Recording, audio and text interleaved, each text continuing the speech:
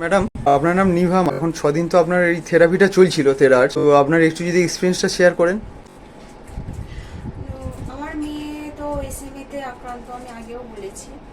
আমার মেয়ে সেইভাবে আর যে 5টা বাচ্চা স্বাভাবিক হয় সেরকম স্বাভাবিক ছিল না। আমার মেয়ে হাঁটা চলা বা হাতের মুভমেন্ট, পায়ের মুভমেন্ট সেরকম খুব একটা মানে আর 5টা বাচ্চার মতো শক্ত সামর্থ্য না। আমার মেয়ে হাঁটা চলা করা এসব কিছু পারতো না।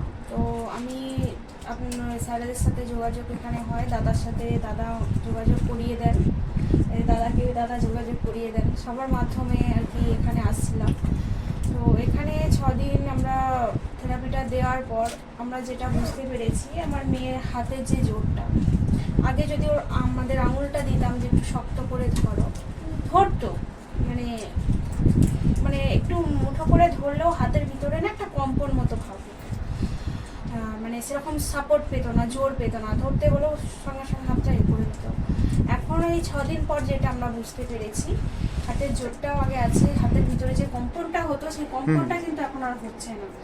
বা আরও যে ও বিছানায় শুয়ে থাকলে আমরা যদি ওর আঙুলটা দিয়ে ওকে ওঠা করাতাম, তখন সম্পূর্ণ মানে ও নিজে উঠতো না, তখন আমাদেরকেও সাপোর্ট দিতে হতো, নিজেও সাপোর্ট দিয়ে হালকা সাপোর্ট দিত, আমাদেরকে বেশিরভাগ সাপোর্টটা দিয়ে ওকে তুলতে হতো।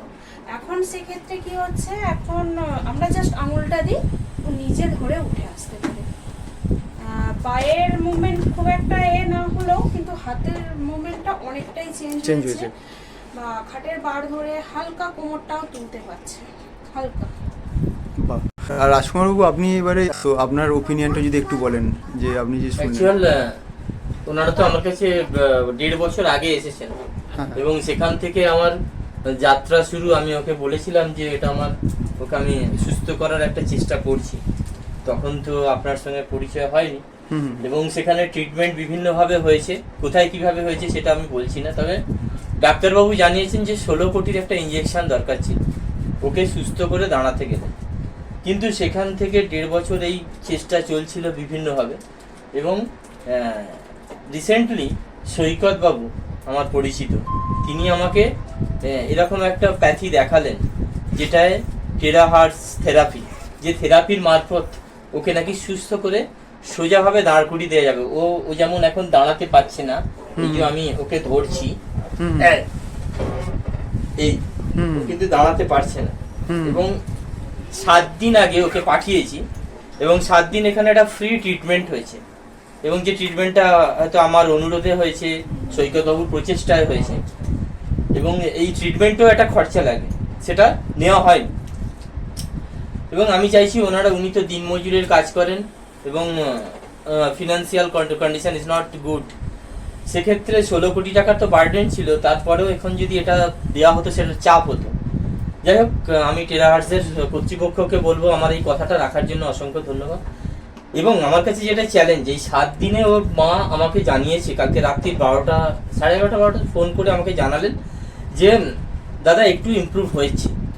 ওই একটু ইমপ্রুভ হচ্ছে মানে আগে যে বাচ্চাটা হাতের জোর ছিল না, সে বেশ শক্ত করে কিছু ধরছে বা নিজে এই লজেন্স ছিঁড়ে খাচ্ছে, এটা একটা ইমপ্রুভমেন্ট।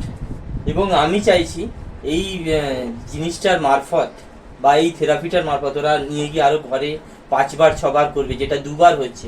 2 বার করতে গেলেই একটা কস্টলি ব্যাপার, সেটা ঘরে নিয়ে গিয়ে করবে।